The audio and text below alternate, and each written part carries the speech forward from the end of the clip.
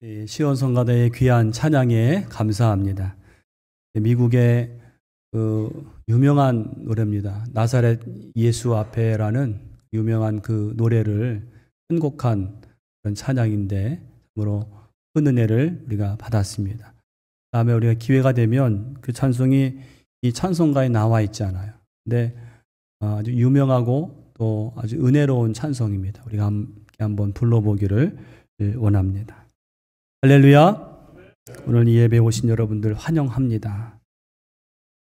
아주 오래전 일입니다. 미국의 유명한 그 미시간에서 400명의 승객을 태운 이 여객선이 그만 암초에 부딪혀서 침몰하는 사고가 있었는데 그 사고로 수많은 사람들이 익사하는 참사가 벌어졌습니다. 근데 그 와중에 미시간호 근처의 한 대학에 다니는 스펜서라는 이 학생이 용감하게 그 호수에 뛰어들어서 물에 빠진 사람을 무려 17명이나 구조했다는 것입니다. 초인적인 힘이죠. 하지만 너무나 무리하게 구조한 탓에 후유증으로 시름시름 앓다가 그만 이 청년이 32세의 젊은 나이로 세상을 떠나고 말았습니다. 숭고한 희생이죠. 이 사람이 세상을 떠나기 얼마 전에 한 기자가 와서 물었습니다. 그날 당신이 생명을 구한 17명의 사람들과 아직도 연락을 하고 지내십니까? 그랬더니 이 질문에 청년이 뜻밖의 답을 했습니다. 아니요, 그렇지 않습니다. 그날 내가 구한 17명 중에 제게 감사를 표한 것은 딱 한 사람, 한 소녀뿐이었습니다. 그 소녀만 지난 7년간 한 번도 빠짐없이 크리스마스 때마다 감사 카드를 보내왔습니다. 나는 그 소녀의 감사 카드를 보면서 나머지 16명에 대한 원망을 삭혀왔습니다. 여러분, 이 이야기는 우리 삶에 감사라는 게 얼마나 쉽게 사라지고 이뤄질 수 있는가를 잘 보여주는 이야기입니다. 그래서 여러분, 옛말에 원수는 물에 새기고 은혜는 돌에 새겨라 라는 그 말이 바로 이런 사람의 속성을 두고 나온 이야기가 아닌가 싶습니다. 오늘 우리가 읽은 성경은 앞의 이야기와 매우 흡사한 그런 이야기입니다. 오늘 본문에 보니까 10명의 나병 환자들이 나오죠. 근데 그들이 사는 마을에 누가 오셨는가? 바로 예수님이 오셨어요. 아마도 당시 그 일대에 예수님을 만나기만 하면 무슨 병이든 고침을 받는다, 이 소문이 파다했을 것입니다. 그랬기에 이 나병 환자들은 이 절호의 기회를 놓칠 수가 없었을 거예요. 그래서 그들은 예수님이 저 멀리 지나가실 때 멀리 서서, 가까이 가지 못하고 멀리 서서 일제히 소리를 질렀습니다. 그래서 성경 보니까 예수 선생님이여 우리를 불쌍히 여기소서. 왜 이들이 예수님께 가까이 가지 못하고 멀리 서서 소리를 질렀을까요? 바로 그들은 율법에서 부정하다고 여겨진 나병 환자들이었기 때문에 가까이 갈 수가 없었어요. 얼마나 딱한 처지입니까? 그렇게 만나고 싶던 예수님이었을 텐데 그 앞에 가지도 못하고 그저 멀리 서서 애절하게 그 예수님을 부르면서 고쳐달라고 한 것입니다. 그런 이들에게 예수님 뭐라고 하셨습니까? 14절에 보니까 말씀하시기를 가서 제사장들에게 너희 몸을 보이라 이렇게 말씀하셨어요. 여러분, 여기에 제사장에게 너희 몸을 보이라, 이 의미가 뭘까요? 바로 율법에 보면 이 나병이 낫게 되면 누구에게 확인을 받는가 하면 제사장에게 확인을 받는 거예요. 그러니까 지금 예수님께서 그들에게 너희 몸을 제사장에게 보이라, 이 말은 너희 병이 나았다는 것을 가서 확인을 받아라, 이 얘기입니다. 근데 이들이 대단한 게 예수님의 이 말씀을 듣고 제사장에게 갔어요. 그런데 그렇게 가다가 병이 나은 거예요. 여러분 14절 중간에 보세요. 거기 보면 그들이 가다가 깨끗함을 받은지라. 그런데 오늘 우리가 주목할 장면은 그 다음 장면입니다. 고침을 받은 나병 환자들은 모두 10명인데 그 중에 오직 한 사람, 그것도 당시에 유대인들이 멸시하고 경멸하던 사마리아 사람 한 사람만 예수님께 돌아왔어요. 그 발에 엎드려서 감사를 드렸다. 그런 얘기입니다. 그때 예수님께서 뭐라고 하셨는가 하면 17절, 18절 보시면 예수께서 대답하여 이르시되 10사람이 다 깨끗함을 받지 아니하였느냐? 그 9은 어디 있느냐? 이 이방인 외에는 하나님께 영광을 돌리러 돌아온 자가 없느냐? 아마 예수님께서도 기가 막히셨던 것 같아요. 그렇게 애절하게 찾을 때는 언제고 나음을 입고 나서는 내가 언제 그랬느냐는 식으로 아무도 한 사람 외에는 나타나지 않은 거죠. 반면 이 사마리아 사람 한 사람이 돌아와서 감사할 때 예수님께서는 이 한 사람에게 아주 중요한 선언을 하세요.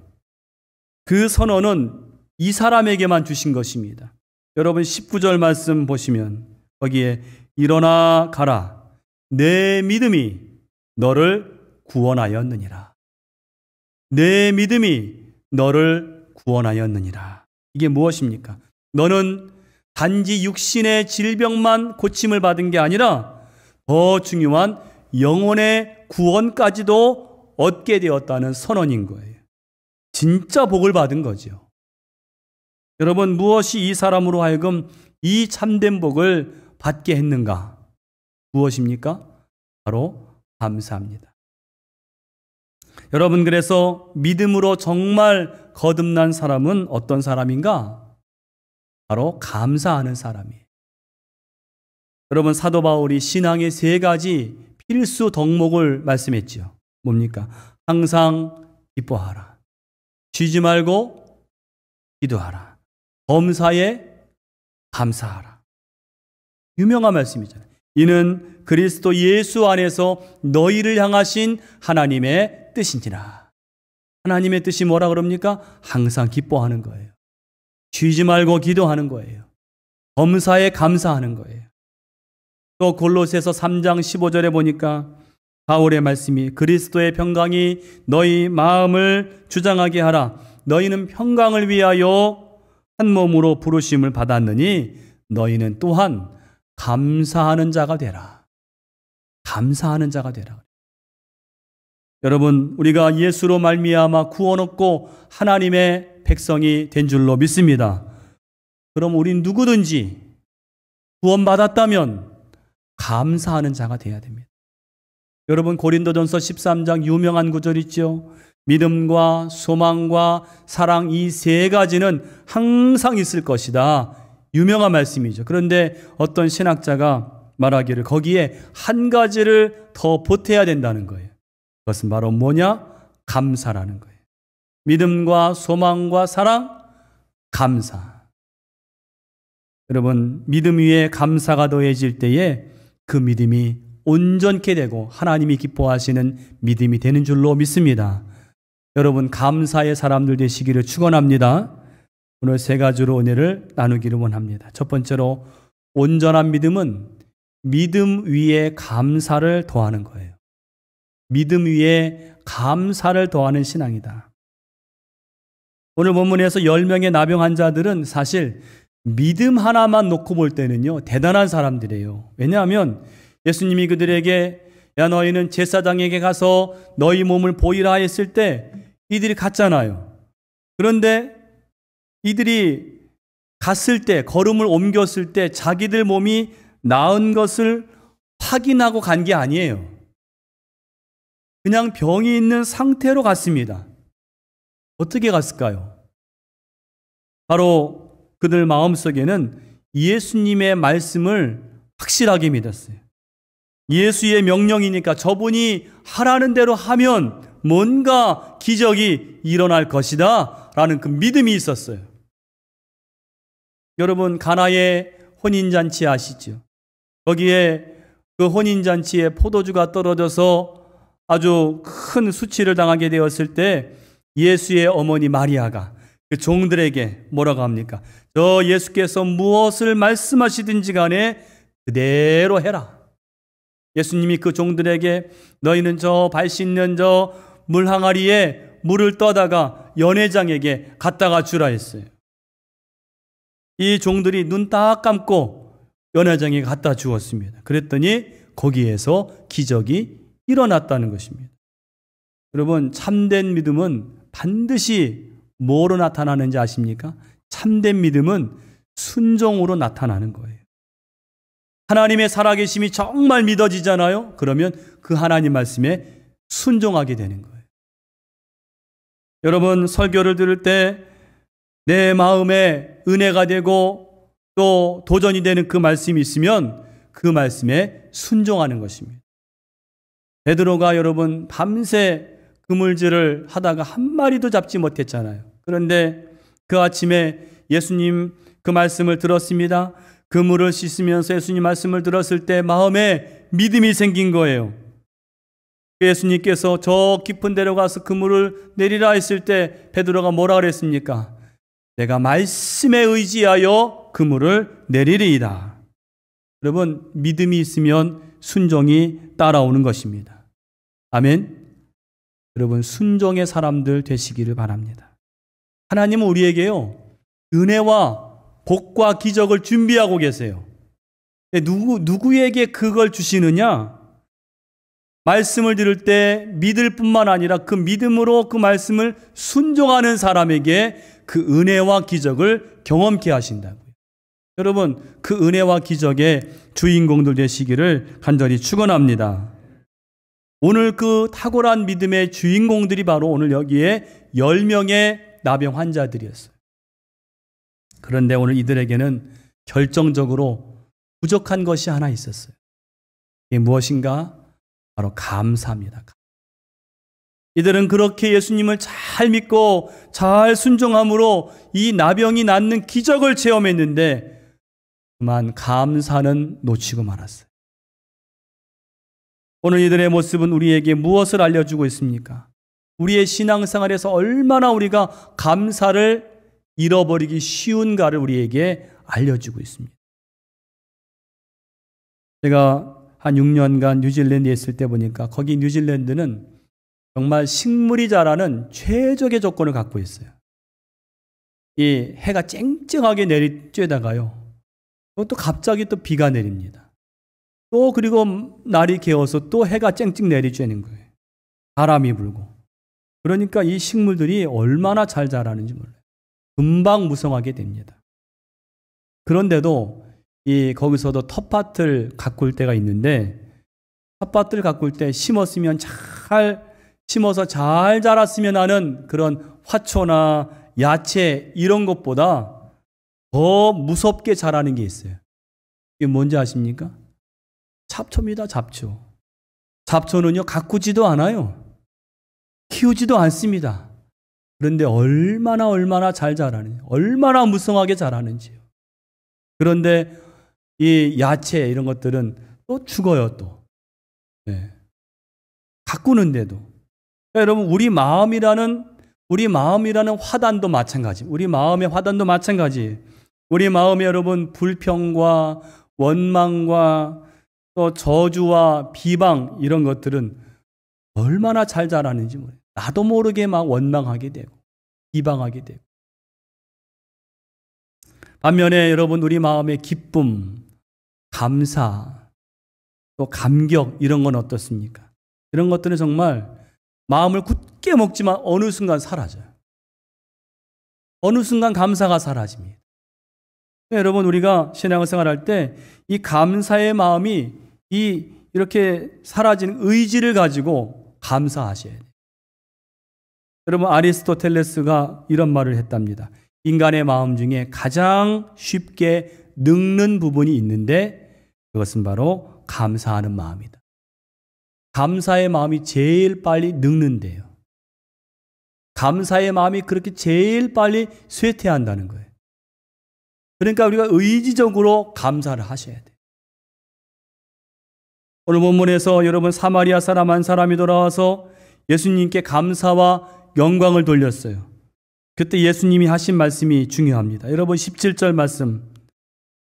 10사람이 다 깨끗함을 받았는데 9은 어디 있느냐? 9은 어디 갔냐?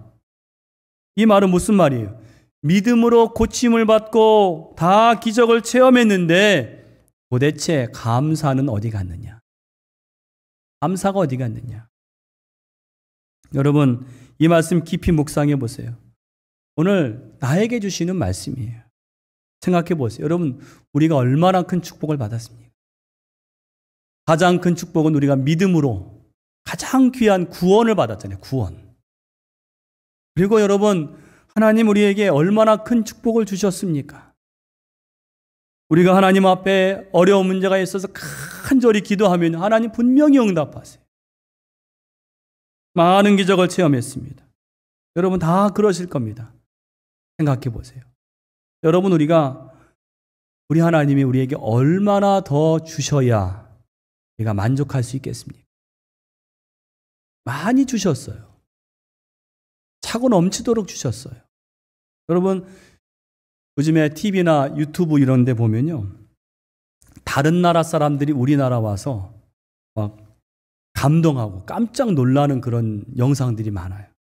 왜냐하면 우리나라의 발전상 또 우리나라에 이렇게 다니다 보면 생활 편의 시설들이 너무너무 좋은 거예요. 자기들 나라에 이런 게 없어요. 너무 신기하다는 거예요. 어떻게 이 한국 사람들은 이런 걸 만들어 놓고 이렇게 쓰느냐. 특별히 6.25 때 참전했던 분들이 우리나라의 발전상을 와서 보거나 이렇게 TV로 볼 때 혀를 내두릅니다. 아니 저 나라가 반세기 전에 우리가 참전했던 그 폐허가 되었던 그 나라가 맞느냐는 거예요. 여러분 우리나라의 이 발전은 하나님의 큰 축복의 결과인 줄로 믿습니다. 너무 감사한 거예요. 오늘 본문을 통해서 우린 주님의 음성을 들어야 됩니다. 그렇게 은혜와 축복을 많이 받고 그렇게 기적을 체험했는데 감사는 어디 갔느냐? 여러분 하나님께 감사하시는 여러분 되시기를 축원합니다. 하나님은 지금도 감사하는 신앙을 찾고 계세요. 감사하는 신앙. 두 번째로 감사의 대상을 바로 찾으라는 거예요. 감사의 대상을 바로 찾아라. 여러분 독일이란 나라는요. 과거에 나치 정권 시절에 유대인들에게 정말 씻을 수 없는 죄를 지었죠. 인종 청소라는 명목으로 유대인들을 600만 명을 수용소에 가두고 죽이지 않았습니까?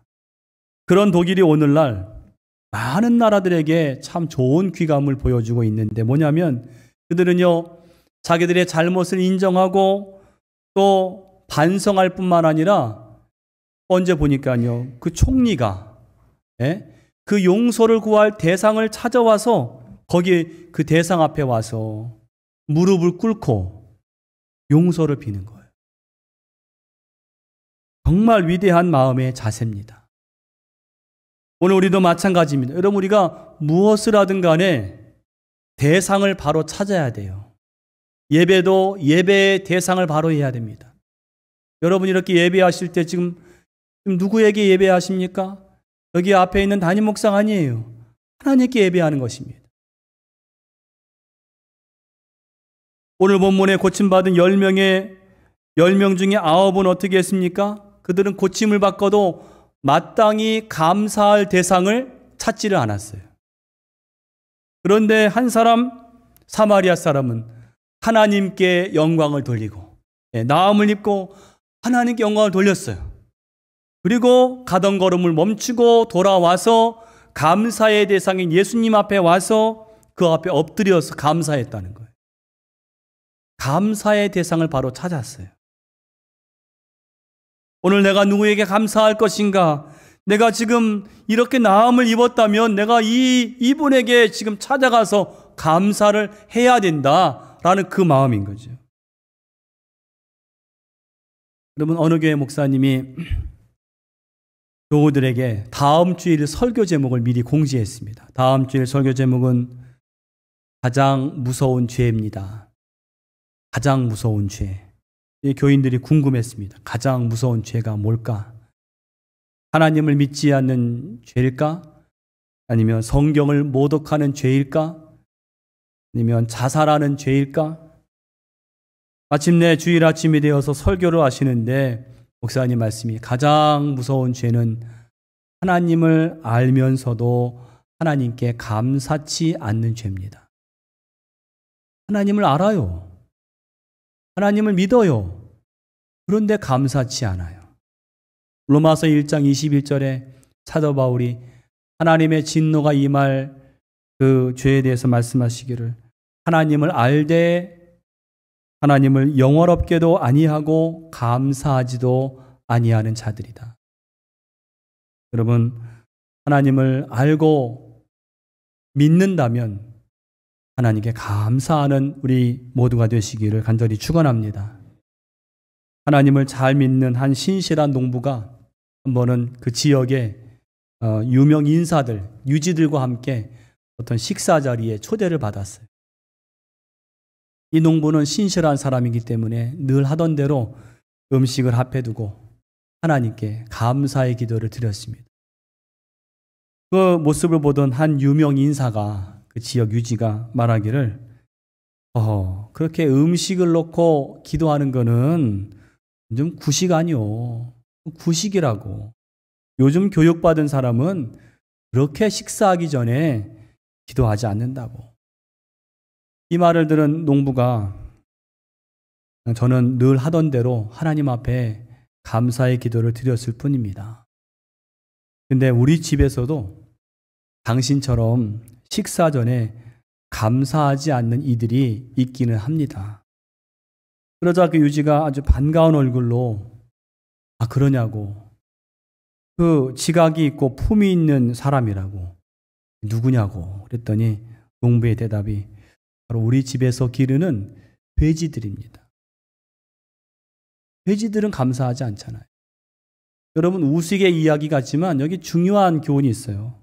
여러분, 우리가 동물과 다른 게 뭔지 아십니까? 우린 동물이 아니에요. 우리 사람만 하나님을 알도록 창조되었어요. 우리 사람만 예배할 줄 아는 존재입니다. 여러분, 그래서 유아부 아이들, 2살, 3살 되는 아이들, 그 아이들 잘 모르는 것 같지만 하나님께 예배합니다. 하나님께 기도하자 그러면 눈 감고 아빠 기도해야지. 걔네가 여러분 지능이 뭐 뛰어납니까? 예배할 줄 아는 거예요. 사람은 예배할 줄 아는 그런 존재입니다. 또 짐승들과 똑같지 않아요. 사람만 예배할 줄 알고 감사할 줄 알아요. 근데 여러분, 침팬지 같은 경우는 IQ가 60, 70이 된대잖아요. 머리 좋습니다. 그런데 여러분, 침팬지 중에서 주일날 교회 갔다는 얘기 들어보신 적 있습니까? 절대 예배할 수가 없어요. 왜냐하면 그들은 하나님을 알도록 창조되지 않았어요. 그런데 우리 사람은 꼭 교회 다니지 않는 사람이라 할지라도 하나님을 알도록 창조되었어요. 그래서 불교의 스님도 이렇게 어디 가다 확 넘어지며 아이고 하나님, 자신도 모르게 아이고 하나님. 우리 사람은 하나님을 알도록 창조되었어요. 여러분, 저와 여러분 하나님을 알도록 창조된 존재인 줄로 믿습니다. 여러분, 우리 그래서 우리가 하나님께 예배하고 감사하는 우리의 특권이에요. 특권. 우리만이 할 수 있는 거예요. 이 예배의 특권을 놓치지 마시기를 간절히 축원합니다. 하나님을 신실하게 섬기는 성도들을 잘 보세요. 하나님 잘 섬기는 성도들 보시면요, 그들의 특징이 뭐냐면 감사합니다. 밥을 먹어도 감사하고, 누굴 만나도 감사하고, 어딜 가도 감사하고, 심지어는 놀라는 일을 당해도, 또 어려운 일을 당해도 아파도 감사하는 거예요. 그런 분들 보면 화가 날 일이 생기고 억울한 일이 생겨서 마음이 아프고 괴로운데 결국에는 감사를 하더라고요. 결국엔 감사를 하더라고요. 그게 여러분 신실한 신앙의 특징인 것입니다. 영국의 유명한 그 주석 설교가 매튜 헨리라는 목사님이 한 번은 길을 가다가 강도를 만나서 매를 맞고 기절을 했어요. 정신을 잃었습니다. 가까스로 정신을 차려놓고 보니까 가진 거 다 털렸습니다. 다 뺏겼어요. 그리고는 보니까 얼굴은 피투성이가 되었어요. 그 채로 이제 집을 돌아왔는데 식구들이 깜짝 놀라는 거죠. 그런데 목사님 아무 말도 안 하고 자기 서재로 들어가서 하나님 앞에 기도하기를 이렇게 기도했더니, 하나님, 목숨만은 건지고 돌아와서 가족들을 만나게 하심을 감사합니다. 다쳤지만, 또 저도 예수를 안 믿었더라면 그 강도와 같이 되었을 수도 있는데 강도가 안 되고 목사가 되게 하신 것을 감사합니다. 또 제가 가진 것 모든 걸 다 잃었지만은 천국을 소유하게 하신 것 감사합니다. 여러분, 감사의 조건을 찾고 감사의 대상을 바로 해서 감사하는 것이 귀한 것인 줄로 믿습니다. 감사의 신앙들이 되세요. 마지막 세 번째로는 감사를 표현하라는 거예요. 감사를 표현하라. 여러분, 우리가 누군가를 정말 사랑하고 감사한다면 그 사랑과 감사는 반드시 표현되게 되어 있습니다. 더 정확히 말하면 정말 사랑하고 감사하잖아요. 그러면 절대 마음만의 감사는 있을 수 없어요. 마음으로 감사해요. 마음으로 사랑해요. 그게 마음으로만 멈춰지지 않습니다. 그건 어떻게든지 표현이 되게 돼 있어요. 여러분, 교회에서 이렇게 우리가 예배 드리다가 은혜 받고 또 말씀 공부하다 은혜 받고 말씀이 들어가서 은혜가 점점점 채워지면 나중에 그분들이 뭘 하는가 가만히 보면요, 교회 어디선가 봉사를 하고 계세요. 왜 봉사를 하시는지 아십니까? 마음의 은혜를 받고 사랑을 경험하고 난 다음에 가만히 있을 수가 없는 거예요. 마음으로만 사랑할 수 없는 거예요. 어떻게든 표현이 된다는 것입니다.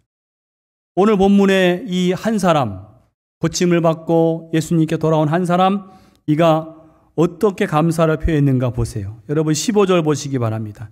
15절 보시면 그 중에 한 사람이 자기가 낳은 것을 보고 큰 소리로 하나님께 영광을 돌리며 큰 소리로 돌아와서 예수의 발 아래에 엎드리어 감사하니 그는 사마리아 사람이라.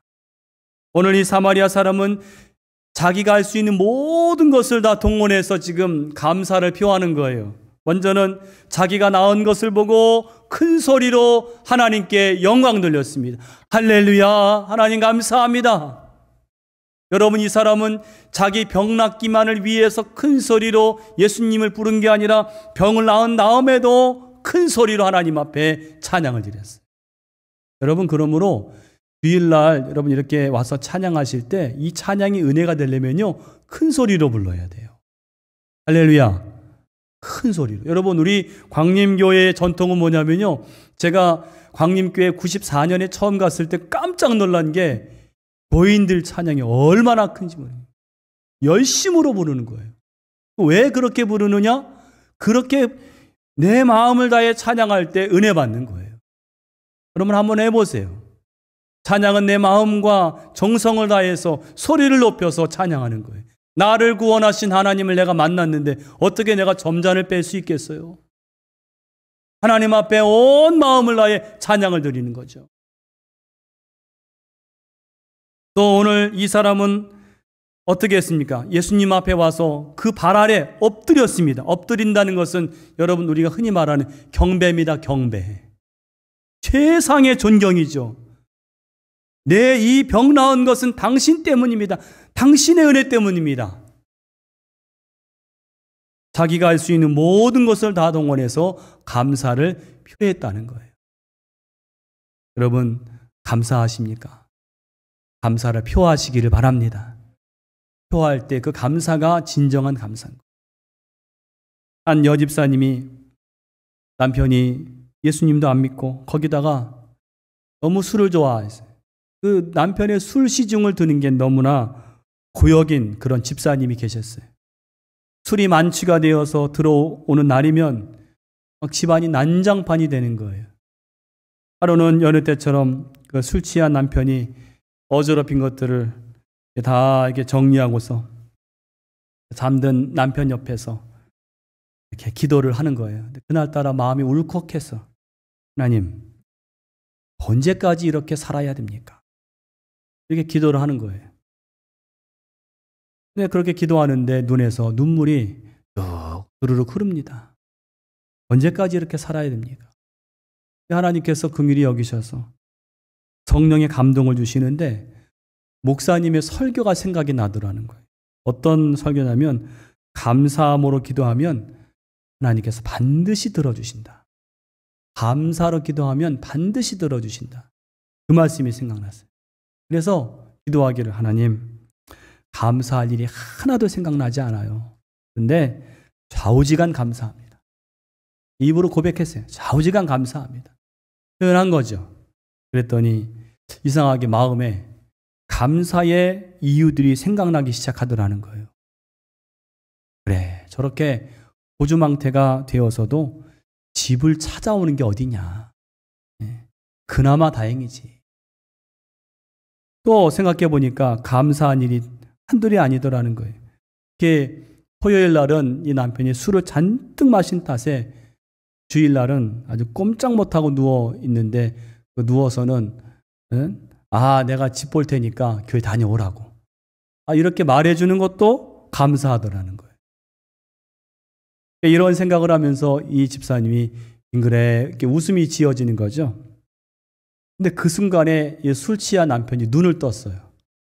눈을 떠서 보니까 자기 부인이 한밤중에 혼자 앉아서 자기를 이렇게 보면서 실실 웃고 있으니까 놀라서 물었어요. 왜 그러냐고. 왜 그러냐. 왜 그렇게 실실 웃고 있냐고. 그러니까 아내가 말합니다. 당신하고 사는 게 너무나 고마워서 그러죠. 생전 처음 들은 말이에요. 고맙다는 말을. 뭐가 고맙냐고.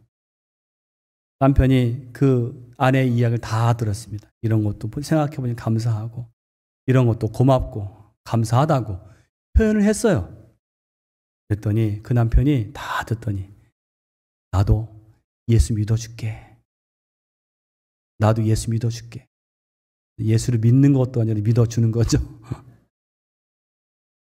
처음엔 그렇게 시작합니다. 그 집사님 간증이 뭐냐면 내가 10년간을 기도해도 잘 응답이 안 되더니 하나님께서 감사의 기도 한 번으로 그 기도에 응답을 하시더라.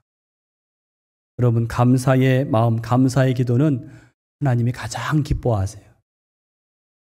하나님 감동하시는 줄로 믿습니다.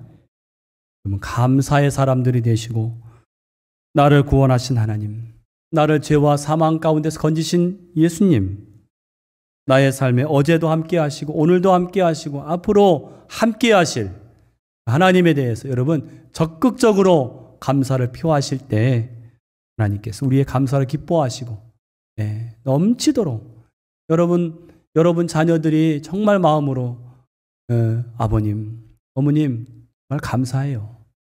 나를 이렇게 키워주신 거 정말 감사해요. 여러분 그 말을 들을 때 여러분 어떠세요? 너무 감사하지 않습니까? 감격되잖아요. 하나님의 마음도 똑같다고요. 하나님께 그와 같은 감사를 드릴 수 있는 우리 모두가 되시기를 간절히 축원합니다. 기도하겠습니다. 하나님 감사합니다. 저희를 죄와 사망 가운데서 건져주시고 복생자를 보내주시고 우리를 지키시고 보호하시고 때마다 일마다 채워주시고 함께 하신 하나님, 앞으로 함께 하실 하나님께 우리가 진정한 감사를 드릴 수 있는 저희들 되게 하여 주시옵소서. 이 모든 것 감사하면서 예수님의 이름으로 기도하옵나이다. 아멘.